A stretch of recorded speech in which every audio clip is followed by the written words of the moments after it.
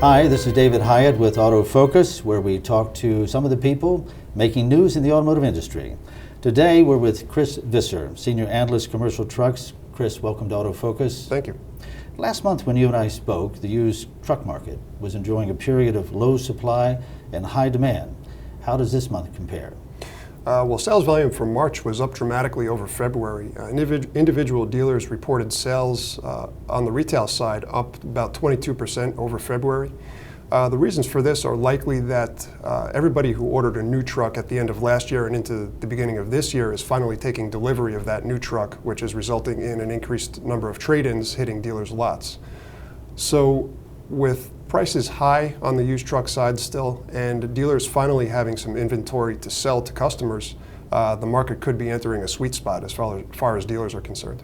Fuel prices have continued to rise since we last spoke.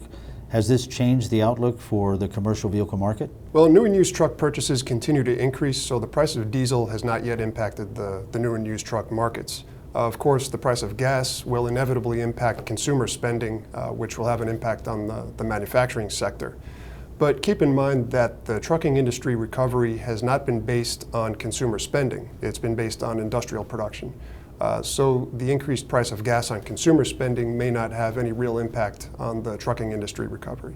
What's the latest on the impact of the disaster in Japan on the trucking industry? It hasn't impacted it to any great extent yet, but of course the data that we have on freight tonnage, which was up for March, reflects March data. So because the disaster happened in March, halfway through the month, the data wouldn't have reflected any real impact from the disaster yet. What we will see probably are some delivery constraints of new trucks, particularly on the medium duty side, probably starting this quarter and into next quarter.